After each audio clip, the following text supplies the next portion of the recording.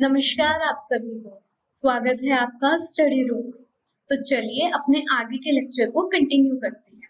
तो अब तक के हमने अपने लेक्चर में क्या-क्या सीख लिया है। हमने देख लिया है कि पदार्थ जो होते हैं वो दो प्रकार के होते हैं, शुद्ध पदार्थ और मिश्रण। फिर उसके बाद हमने देखा था मिश्रण क्या होते हैं और शुद्ध पदार्थ क्या होते हैं। उसके बाद हमने जान लिया था कि मिश्रण जो होते हैं वो दो प्रकार के होते हैं, समांगी मिश्रण और विषमांगी मिश्रण। उनका क्रियाकलाप के द्वारा हमने उनमें भिन्न कैसे कर सकते हैं, उनकी पहचान कैसे कर सकते हैं, वो देख लिया था। उसके बाद हमने देखा था कि मिश्रण जो होते हैं वो तीन प्रकार के बनाए जा सकते हैं। तो विलयन बनाया जा सकता है, विलयन बनाया जा सकता है, ठीक है, या फिर हमारे निलंबन होते हैं, या हमारे क्या होते हैं, कोलाइड्स होते हैं, कोलाइड्स। तो हमने अपने दूसरे और तीसरे पार्ट में हमने यही देखा कि विलयन क्या होते हैं और निलंबन और कॉलर्ड्स क्या होते हैं। इन तीनों के गुण देखिए, इनके उदाहरण देखिए कि इनके गुणों के द्वारा इनको भिन्न कैसे किया जा सकता है। उसके बाद विलयन के दो घटक होते हैं, विलय और विलायक। ऐसे ही कॉलर्ड्स के दो घटक होते हैं हमारे, प्रावस्था परिक्षेपण, प्रावस्था और परिक्षेपण माध्यम, ठीक है, दो घटक हो गए इसके। कॉलॉइड्स का वर्गीकरण कैसे किया जा सकता है, जैसे हमने देखे थे एरोसोल्स होते हैं, फोम होती है, जेल्स होते हैं, इमल्शंस होते हैं, सोल होते हैं और ठोस सोल होते हैं, ठीक है। तो इनके प्रावस्था और माध्यम के सिद्धांत पर हम इनको भिन्न किया जा सकता है कि किसमें प्रावस्था क्या होती है और किसका माध्यम क्या होता है। तो कॉलॉइड्स का वर्गीकरण इस प्रकार किया था हमने। उसके बाद हमने एक और प्रभाव देखा था, टिंडल प्रभाव देखा था। तो इतना सब कुछ हमने पढ़ लिया है कि मिश्रण कैसे बनाए जाते हैं। अब हमारा आज का जो विषय है उसमें हम देखेंगे कि हमने मिश्रण तो बना लिया है, अब इस मिश्रण के घटकों को किस प्रकार अलगाव किया जा सकता है। कि जैसे हमने पढ़ा था वाष्पीकरण, वाष्पीकरण पढ़ी थी, एक हमने पढ़ा था अपकेंद्रीकरण। तो ये सब विधि क्या होती हैं और इन विधियों के द्वारा हम मिश्रण के घटकों का अलगाव किस प्रकार कर सकते हैं, आज का जो चर्चा है हम इसी पर करेंगे। तो चलिए चलते हैं और बहुत कुछ सीखते हैं। तो देखिए, सबसे पहली बात तो यही आती है कि अलगाव जो होता है वो अलगाव करने की आवश्यकता ही क्यों आई। तो देखिए, यदि हमें पता होगा कि जो मिश्रण है वो किन किन शुद्ध पदार्थों से मिलकर बना है, तो उसको पढ़ना और आसान हो जाएगा ना। उसका जो अध्याय, उसका जो हमारा क्या होता है अध्ययन करना और उसका उपयोग करना जो होता है वो और संभव बन जाता है, ठीक है। तो यही आता है कि मिश्रण के अलग अलग घटक जो होते हैं प्राप्त करने के लिए अलगाव के विभिन्न तरीकों का उपयोग किया जाता है। और इसका उपयोग क्यों किया जाता है, जिससे उनका अध्ययन करना, उनका पढ़ना और उनका उपयोग करना जो है वो और आसान बन जाता है, संभव हो जाता है। अब ये देखिए, जो विषमांगी मिश्रण होते हैं, हमने क्या कहा था, विषमांगी मिश्रणों को बाहर से अलग अलग देखा जा सकता है कि कौन कौन से मिश्रण, उसमें कौन कौन से पदार्थ होते हैं हमारे, ठीक है। तो यदि हम उनको बाहर से अलग अलग देख सकते हैं, तो उनको क्या करते हैं, उनको साधारण जो भौतिक क्रियाएं हैं उनके द्वारा उनका अलगाव किया जा सकता है। जैसे हाथ से उठाकर अलग चुनकर रख दिया, तो जैसे हाथ से चुनना, या फिर छन्नी से उनको अलग छान कर रख दिया, जो हम प्रतिदिन अपने व्यवहार में यूज भी करते हैं, ठीक है, लाते हैं। तो यही कहा गया है कि विषमांगी मिश्रणों को भौतिक क्रिया द्वारा, साधारण जो भौतिक क्रियाएं होती हैं उनके द्वारा उनका अलगाव किया जा सकता है। अब हम देखते हैं कि कुछ ऐसे कभी-कभी मिश्रण के घटक जो होते हैं उनको अलग करने के लिए हमें कुछ विशेष जो होती है तकनीकों का इस्तेमाल करना पड़ता है। तो अब वो कौन-कौन सी तकनीक है और किस-किस तकनीक से हम किस-किस मिश्रण को कैसे अलग कर सकते हैं, तो वही हमें अब सीखना है। तो देखते हैं। तो देखिए, सबसे पहली, अब हम इसमें सारी क्रियाकलाप ही देखेंगे। तो सबसे पहली क्रियाकलाप है कि यदि हमें स्याही से रंगीन घटक कैसे प्राप्त कर सकते हैं। अब देखिए, स्याही क्या होती है, स्याही नीले रंग की होती है और उस स्याही में हमारा पानी मिला होता है, पानी में स्याही मिली होती है। तो यदि हमें पानी को अलग करना हो और स्याही को अलग करना हो, तो उसको कैसे कर सकते हैं। तो उसकी उस तकनीक का नाम होता है वाष्पीकरण। वाष्पीकरण का मतलब होता है इवापोरेशन। तो देखिए, इसमें क्या होता है कि हम एक आधा बीकर में पानी भर लेते हैं। ये जो बीकर है इसमें हमने आधे बीकर में पानी भर लिया, उसके बीकर के मुंह पर हमने एक वॉच ग्लास रख दिया और इस वॉच ग्लास के ऊपर हमने कुछ स्याही की बूंदे टपका दी, ठीक है। स्याही की बूंदे जो है, ये बूंदे डाल दी, स्याही की बूंदे। अब बीकर को हमने गर्म करना शुरू करा, ठीक है। हम स्याही को प्रत्यक्ष रूप से गर्म नहीं करेंगे, हम स्याही को गर्म नहीं करना चाहते, हमने बीकर के पानी को गर्म करना शुरू करा। तो हम देखेंगे कि वॉच ग्लास से वाष्पीकरण जो होना है वो शुरू हो जाता है। वाष्पीकरण का मतलब है कि उस स्याही में जितना भी पानी होगा वो पानी जो है वो उड़ना शुरू हो जाता है। जैसे आप देखते होंगे गर्मियों में जब हम पसीने आते हैं, हम पंखे के नीचे बैठते हैं तो हमारा पसीना जो है वो सूख जाता है। उस प्रोसेस को भी हम वाष्पीकरण ही बोलते हैं। उस विधि को क्या बोलते हैं? वाष्पीकरण। क्योंकि जो क्योंकि जो हमारा क्या होता है, जो हमारा पसीना होता है वो उड़ जाता है, तो उसको हम क्या बोलते हैं? वाष्पीकरण बोलते हैं। तो देखिए, वाष्पीकरण जारी रहने पर गर्म करना जारी रखिए, कि जैसे जैसे वाष्पीकरण होता रहेगा तो उसको गर्म करना जो है वो जारी रखिए। तो हम क्या देखेंगे कि वॉच ग्लास पर कोई और परिवर्तन दिखाई ना दे तो गर्म करना बंद कर दें। तो देखिए क्या किया हमने, वाष्पीकरण किया, ठीक है, गर्म करना इसको जारी रखा, और जब इस वॉच ग्लास पर कोई और परिवर्तन ना दिखे तब इस वाष्पीकरण को या इसको गर्म करना बंद कर दें। उसके बाद हम क्या देखेंगे, इससे ये देखेंगे कि केवल वॉच ग्लास पर हमारे नीले कलर की कुछ स्याही रह जाएगी, और हमारा उस स्याही के अंदर जो भी पानी मिला होगा वो सब उड़ जाता है वाष्पीकरण के द्वारा। ठीक है, तो इससे यही होता है कि स्याही से पानी वाष्पित हो जाता है और हमारे पास वॉच ग्लास पर केवल रंगीन घटक रह जाती है। ठीक है, तो इससे पता चलता है कि स्याही जो है वो जल में रंग का एक मिश्रण है। स्याही जल में रंग का एक समांगी मिश्रण है, क्योंकि हम जल और स्याही को अलग अलग नहीं देख पाते हैं, तो समांगी मिश्रण है। और इस समांगी मिश्रण को हमने कैसे अलग किया? वाष्पीकरण की तकनीक से अलग करा। तो इस तरह से हम विलायक से विलेय पदार्थ को वाष्पीकरण की विधि के द्वारा अलग अलग कर सकते हैं। ठीक है, अब उसके बाद देखते हैं। तो अब हमने एक तकनीक या एक विधि कौन सी पढ़ ली है? वाष्पीकरण की। तो वाष्पीकरण की विधि के द्वारा ही हम क्या करते हैं? पानी में से स्याही को अलग कर सकते हैं। ठीक है, उसके बाद हमने अपने पहले लेक्चर में ये भी देखा था कि वाष्पीकरण से हम पानी में से सोडियम क्लोराइड जो नमक मिला होता है उसको भी अलग कर सकते हैं। ठीक है, तो एक उदाहरण वो हो जाएगा। अब आते हैं अपने दूसरे क्रियाकलाप पर। अब हमारा दूसरे क्रियाकलाप में हमें क्या करना है? दूध से क्रीम को कैसे अलग कर सकते हैं। जैसे आपने देखा होगा कि हम दूध से मक्खन निकाल लेते हैं, ठीक है, दूध से क्रीम को कैसे अलग करना है, वही हमारा मेन अब यहाँ पर विषय है। तो आपने देखा होगा कि हमारे क्या आते हैं, जैसे डबल टोन्ड मिल्क आता है, ऐसे लिखा होता है ना, सिंगल टोन्ड मिल्क या फुल क्रीम मिल्क। तो वो होता क्या है या वो कैसे बनाया जाता है, उसमें से दूध से क्रीम को कैसे अलग किया जाता है, उसकी तकनीक का नाम क्या होता है, या उस विधि को हम क्या बोलते हैं? अपकेंद्रीकरण बोलते हैं। हमने पढ़ा था ना, तो दूध में क्रीम जो होती है वो एक हमारा क्या होता है? कोलाइड होता है, और कोलाइड को किस विधि द्वारा अलग किया जाता है? अपकेंद्रीकरण। तो हम क्या करते हैं इसमें कि एक परखनली में थोड़ी मात्रा में संपूर्ण क्रीम युक्त दूध लें। जो हमारा संपूर्ण क्रीम युक्त दूध मतलब होता है फुल्ड क्रीम जो होता है हमारा मिल्क, फुल क्रीम मिल्क जो होता है। ठीक है, तो हमने टेस्ट ट्यूब ली, हमने ऐसी ये एक इसके अंदर टेस्ट ट्यूब ली उसके, ठीक है, ऐसे परखनली मतलब एक टेस्ट ट्यूब ले ली, इस प्रकार की परखनली होती है, ठीक है, ऊपर से ऐसी होती है। इसके अंदर हमने वो फुल मतलब पूरा वाला क्रीम वाला दूध डाल दिया।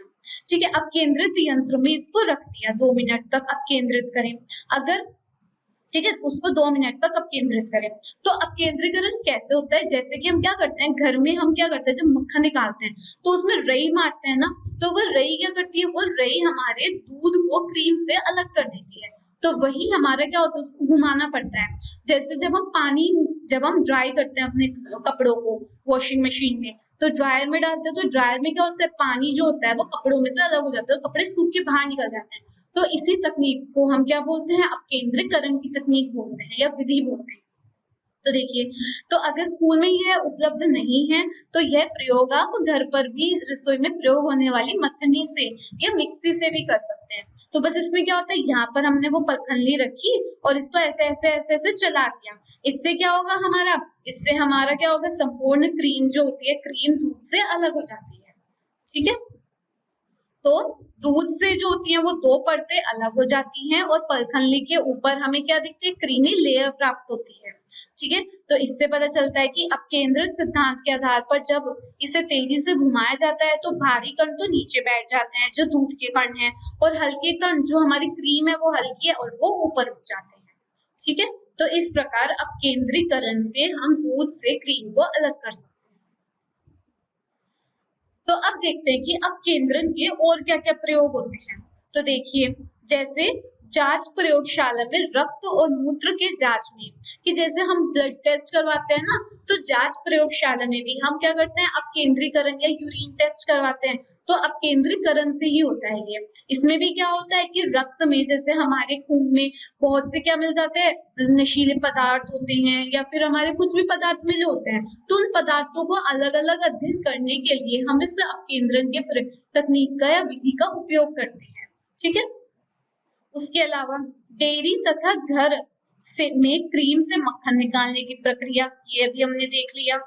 कपड़े धोने की मशीन में भीगे हुए कपड़ों से जल निचोड़ना, ये भी हमने देख लिया। तो ये 3 प्रयोग किसके होते हैं, अपकेंद्रण के। अपकेंद्रण के ये 3 प्रयोग होते हैं। अब आते हैं अपनी तीसरी क्रियाकलाप पर। तो जो तीसरी क्रियाकलाप है उसमें हम देखेंगे कि हमने दो अमिश्रणीय द्रवों के मिश्रण को किस प्रकार अलग कर सकते हैं। अमिश्रणीय, जैसे हमारे पानी में हम तेल मिला देते हैं, तो पानी और तेल एक दूसरे में घुलते नहीं है ना, तो उनको बोला जाता है अमिश्रणीय द्रव, मतलब जो एक दूसरे में ना घुले। मतलब दो द्रव इनको बोला जाता है जो एक दूसरे में ना घुले, जो एक दूसरे में ना घुले, उनको बोला जाता है अमिश्रणीय द्रव के मिश्रण। तो अब ऐसे द्रवों को या ऐसे मिश्रणों को कैसे अलग किया जा सकता है। तो देखिए, इसमें क्या करते हैं, हम एक कीप ले लेते हैं, इसको बोलते हैं कि अलग अलग करने वाली कीप। तो इस कीप में क्या करते हैं, हम उनके अमिश्रणीय द्रवों के मिश्रण को डाल देते हैं।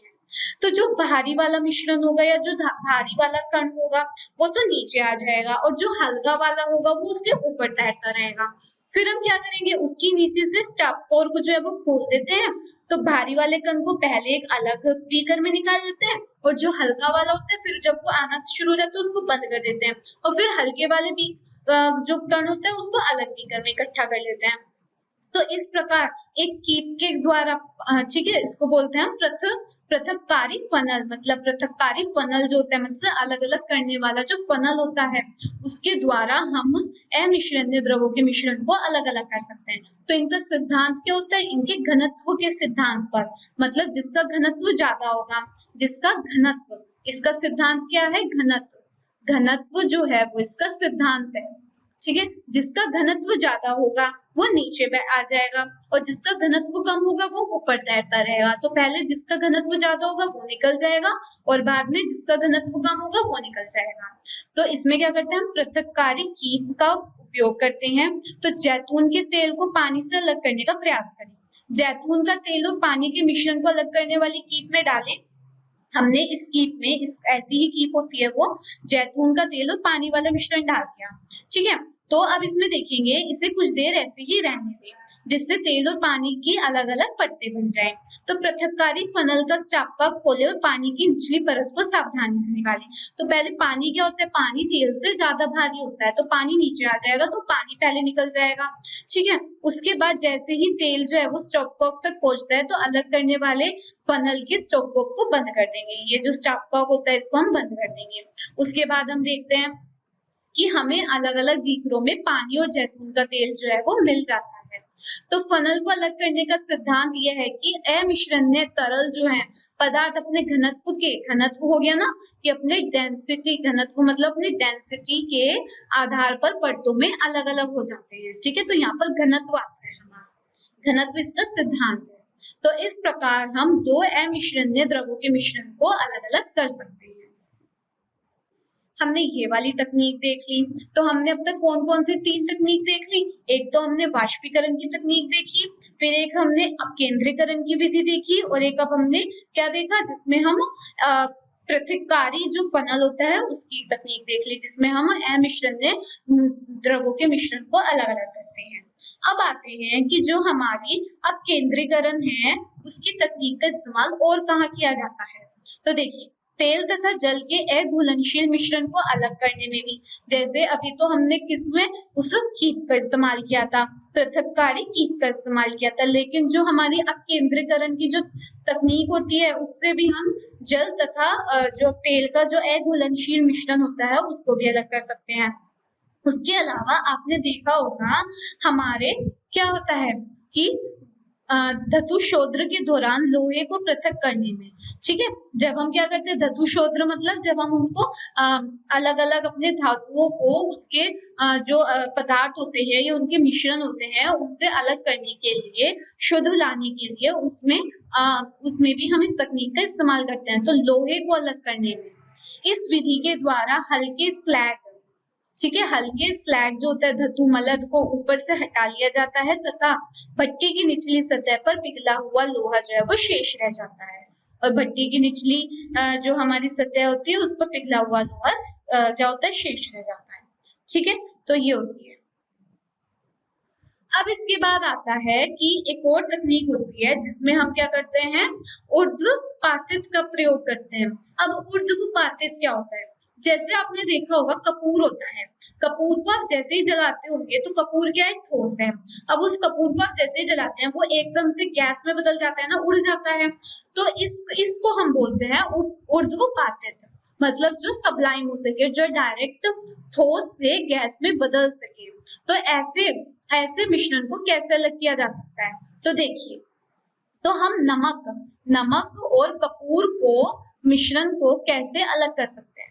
तो देखिए, गर्म करने पर कपूर जो है वो सीधा ठोस से गैसीय अवस्था में बदल जाता है और इस प्रकार उन मिश्रणों जिनमें ऊर्ध्वपातित हो सकने वाले अवयव को ऊर्ध्वपातित न होने योग्य अशुद्धियों से पृथक करने के लिए ऊर्ध्वपातन की प्रक्रिया का इस्तेमाल किया जाता है। ठीक है, तो इसमें कहा गया है कि हम दो ऐसे अवयव लेते हैं जिसमें एक तो क्या हो हमारा ऊर्ध्वपातित हो सके और दूसरा जो है वो ऊर्ध्वपातित नहीं होता है। तो उसमें क्या होता है, जैसे ही हम उसको गर्म करना शुरू करेंगे जो ऊर्ध्वपातित वाला होगा वो तो उड़ जाएगा और बचा हुआ जो ऊर्ध्वपातित नहीं हो सकता है वो वहीं की वहीं रह जाएगा। तो इस तरीके से हम दो मिश्रण में से अलग अलग पदार्थों मिश्रण में से उसके घटकों को अलग अलग कर सकते हैं। ठीक है, तो इसमें जरूरी क्या है, इसमें एक घटक का होना जरूरी है जो हमारा ऊर्ध्वपातित हो सके। तो एक ऐसे घटक का होना जरूरी है। तो और कौन कौन से ऐसे घटक होते हैं जो ऊर्ध्वपातित हो सके हमारे, जैसे अमोनियम क्लोराइड हो गया, नेफ्थलीन की बोल्स हो गए। जैसे हम देखते होंगे हम क्या करते हैं, नेफ्थलीन की बोल्स डालते हैं। जब हम गर्म कपड़ों को जब रख देते हैं तो वहां पर हम कुछ नेफ्थलीन की बोल्स डाल देते हैं। ठीक है, तो उनमें से क्या होती है, उनमें से गैस जो होती है हमारी क्या होती है, खुशबू स्मेल निकलती रहती है, जिससे हमारे उसमें क्या होता है कि हमारे जितने भी कीड़े मकोड़े होते हैं वो लग ना पाए उसमें। ठीक है, उसके बाद फिर होते हैं एंथ्रासीन हो गया, एंथ्रासीन इत्यादि ऊर्ध्वपातित होने योग्य ठोस पदार्थों के कुछ उदाहरण हैं। ठीक है, अब आते हैं तो देखिए इसमें क्या है, अब इसको हमने एक चित्र के द्वारा दिखाया गया है कि हमने क्या लिया कि ये हमारे कपूर और नमक का मिश्रण लिया। इस चाइना डिश में हमने कपूर और नमक का मिश्रण लिया, इसके ऊपर हमने ये एक उल्टी कीप रख दी और इस कीप के ऊपर यहाँ पर हमने कुछ रुई लगा दी। ठीक है, तो जब हमने इसको जलाना, इसको बर्नर को कुछ हमने क्या दिया, तापमान देना शुरू किया, तो जो हमारा ऊर्ध्वपातित होने वाला पदार्थ है वो तो उड़ जाएगा और जो पदार्थ ऊर्ध्वपातित नहीं हो सकता है वो यहीं का यहीं रह जाएगा। तो इस प्रकार हम इसको अलग अलग कर सकते हैं। ठीक है, अब आती है हमारी एक और तकनीक। अब उस तकनीक का नाम होता है क्या, क्रोमेटोग्राफी। ठीक है, तो अब देखते हैं कि क्रोमेटोग्राफी क्या होती है। हमने जैसे क्रोमेटोग्राफी, ठीक है, तो अब हमें यही पढ़नी है। तो जैसे हमने वाष्पीकरण के द्वारा हमने ये देख लिया था कि वाष्पीकरण के द्वारा हम पानी और स्याही को अलग अलग कर सकते हैं। अब स्याही तो अलग हो गई पानी से, अब आता है उस स्याही में भी तो हमारे बहुत से रंग होते हैं ना, काली स्याही में तो बहुत सारे तरीके के रंग होते हैं। तो उस काली स्याही को अलग अलग रंगों में कैसे अलग अलग किया जा सकता है, उस तकनीक का नाम होता है क्रोमेटोग्राफी। ठीक है, तो क्रोमेटोग्राफी में हम क्या करते हैं कि एक छानक की एक पतली परत लें, छानक मतलब एक फिल्टर पेपर लें, छानक, ठीक है, उसकी पतली परत ली, उसके निचले किनारे से लगभग 3 सेंटीमीटर ऊपर एक पेंसिल का उपयोग करके हमने उस पर एक रेखा खींच दी। ठीक है, जैसे हमने छानक की एक पतली ये परत ली, उस पे 3 सेंटीमीटर ऊपर हमने एक जैसे रेखा खींच ली यहाँ पर ये। ठीक है, अब उस रेखा के बीच में जल के कुछ घुलनशील हमने क्या रख दिए, काली स्याही की एक बूंद रख दी हमने, ये एक बूंद रख दी काली स्याही की। अब इसे सूखने दिया। फिर उसके बाद हमने एक बीकर लिया और इस बीकर में इतना पानी ले लिया कि वो बस यहाँ तक रहे, मतलब वो यहाँ तक इसमें ऐसे इसको ऐसे रहे। ठीक है, यहाँ तक हमने ये बीकर में पानी ले लिया। ठीक है, इस छानक में। तो उससे इस छानक कागज को इस प्रकार रखिए कि वह जल की सतह से ठीक ऊपर रहे, जैसे कि हम चित्र में देख सकते हैं कि जल की सतह से देखिए ठीक ऊपर है। ठीक है, तो अब इसे शांत छोड़ दें। जैसे ही जल छानक जो है वो पत्र पर ऊपर की ओर आएगा तो हम देख पाएंगे कि वह अलग अलग रंगों में अलग अलग हो जाता है। ठीक है, देखिए जैसे ही जल छानक जो है वो ऊपर आता है तो वो काली स्याही जो है वो अलग अलग रंगों में अलग हो जाती है। देखिए ये अलग, ये अलग, ये अलग। तो वो अलग अलग रंगों में अलग कैसे होती है, उसका सिद्धांत होता है जो जो रंग पानी में जितना ज्यादा घुलता होगा वो पानी के साथ ऊपर उठ के उतनी जल्दी आ जाएगा, और जो रंग पानी में कम घुलता होगा वो नीचे रह जाएगा। तो इस प्रकार रंगों की घुलनशीलता जो होती है पानी में, उसके सिद्धांत पर हम उनको अलग अलग कर सकते हैं, और इसी प्रोसेस को हम क्रोमेटोग्राफी बोलते हैं। ठीक है, तो जैसे ही हमने कहा, जैसे जैसे ही छानक कागज पर पानी ऊपर उठता है, स्याही की एक बिंदी जो है वो अलग अलग रंगों के कई धब्बों में फैल जाती है। तो काली स्याही में डाई एक से अधिक रंगों का संयोजन होती है। ठीक है, एक से अधिक रंगों से मिलकर बनी होती है। तो देखिए, अब देखते हैं कि कागज की पट्टी पर रंगीन धब्बे के उभरने का क्या कारण हो सकता है। उसका कारण होता है कि कोई रंग पानी में ज्यादा घुलता है, कोई रंग पानी में कम घुलता है। तो जो रंग पानी में ज्यादा घुलेगा वो पानी के साथ ऊपर घुलकर जल्दी ऊपर उठ जाएगा, और जो रंग पानी में कम घुलेगा वो नीचे रह जाएगा। तो इस प्रकार रंगों को अलग अलग किया जा सकता है। तो जो स्याही हमने प्रयोग की उसमें जल विलायक के रूप में है तथा डाई जो है वो विलय के रूप में है। जैसे ही जल छानक पत्रा पर ऊपर ऊपर है, ऊपर की, ठीक है, ऊपर की दिशा की ओर अग्रसर होता है, यह डाई के कणों को भी अपने साथ ले जाता है। तो डाई दो या दो से अधिक रंगों का मिश्रण होता है। रंग वाला घटक जो कि पानी में अधिक घुलनशील होगा वो तेजी से ऊपर उठ जाता है, और जो कम घुलनशील होगा वो नीचे रह जाएगा। इस प्रकार हम रंगों को अलग अलग कर सकते हैं। ठीक है, ये हो गया। तो अब आती है, अब हम क्रोमेटोग्राफी कर रहे हैं, तो ये क्रोमेटोग्राफी होती क्या है। तो क्रोमेटोग्राफी मिश्रण के घटकों को अलग करने की एक प्रक्रिया है जिसमें घटक जो है वो अलग अलग दरों पर चलते हैं, जिसे हम क्रोमेटोग्राफी कहा जाता है। जो भी हमने अभी देखी, तो ग्रीक में क्रोमा का मतलब क्या होता है, रंग होता है। ठीक है, क्रोमा का मतलब रंग होता है। तो इस विधि को सबसे पहले रंगों का पृथक मतलब रंगों को अलग करने में प्रयोग किया गया था, इसलिए इसका नाम क्रोमेटोग्राफी पड़ा। यह एक ऐसी विधि है जिसका प्रयोग उन विलय पदार्थों को अलग करने में होता है जो एक ही प्रकार के विलायक में घुल जाते हैं। जैसे रंग तो सभी एक विलायक था, विलायक क्या था, पानी था, उस पानी में ही सभी रंग घुल गए थे, पर उनकी जो घुलनशीलता है वो अलग अलग होती है। तो ऐसे मिश्रणों को जिसमें विलायक एक ही हो और जो विलय है वो सभी घुल जाएं, ठीक है, एक ही प्रकार के विलायक में घुल जाते हैं, तो ऐसे पदार्थों को, ऐसे घटकों को अलग करने के लिए हम क्रोमेटोग्राफी का इस्तेमाल करते हैं। ठीक है, तो अब क्रोमेटोग्राफी के और कहाँ अनुप्रयोग होते हैं।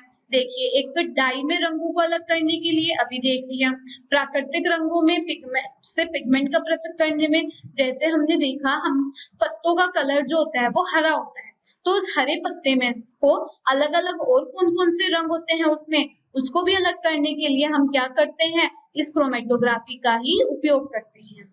फिर रक्त से नशीले पदार्थों को अलग करने के लिए क्रोमेटोग्राफी का इस्तेमाल किया जाता है। ठीक है, तो अब हम देखते हैं, तो हमने आज के लेक्चर में क्या क्या सीखा। हमने आज के लेक्चर में देखा कुछ क्रियाकलाप देखी जिससे हम मिश्रण के घटकों को अलगाव कर सके।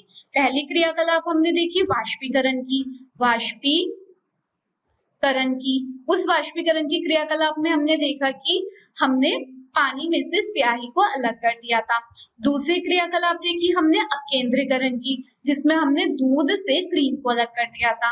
फिर हमने अपकेंद्रीकरण के कुछ और प्रयोग देखी कि कहाँ कहाँ प्रयोग होती है। उसके बाद हमने अपनी तीसरी क्रियाकलाप करी जिसमें हमने अमिश्रणीय द्रवों को अलग किया था, जिसमें हमने पृथककारी कीट का इस्तेमाल किया था तेल और पानी को अलग करने के लिए। उसके बाद हमने अपनी क्रियाकलाप देखी जिसमें हमने नमक और कपूर को अलग किया है। तो उसमें एक ऐसा घटक होना चाहिए जो ऊर्ध्वपातित हो सके, उसका होना जरूरी है। उसके बाद अब हमने क्या देखी अपनी आखिरी तकनीक, आखिरी विधि देखी जिसको बोलते हैं क्रोमेटोग्राफी। और क्रोमेटोग्राफी का इस्तेमाल कब किया था? हमें काली स्याही में से उसके रंगों को अलग अलग करने के लिए। तो वो किसके ऊपर होती है? उसका सिद्धांत क्या होता है कि जो रंग पानी में जितना ज्यादा घुलता होगा वो उतनी जल्दी ऊपर उठ जाएगा, जो रंग पानी में कम घुलेगा वो नीचे रह जाएगा। तो आज के लेक्चर में हम इतना ही करेंगे। अब अपने अगले लेक्चर में हम देखेंगे और भी कुछ नई तकनीकें, जिसमें हम क्या करेंगे, दो मिश्रणीय द्रवों को अलग कैसे किया जा सकता है, ठीक है। और उसके अलावा हम क्या देखेंगे कि क्रिस्टलीकरण क्या होता है, ठीक है। वाष्पीकरण और क्रिस्टलीकरण में से कौन बेहतर होता है। तो ये सब अब हम अपने अगले लेक्चर में देखेंगे। आज के लिए बस इतना ही। बहुत बहुत धन्यवाद मेरे साथ स्टडी रूम पर जुड़ने के लिए। Good bye.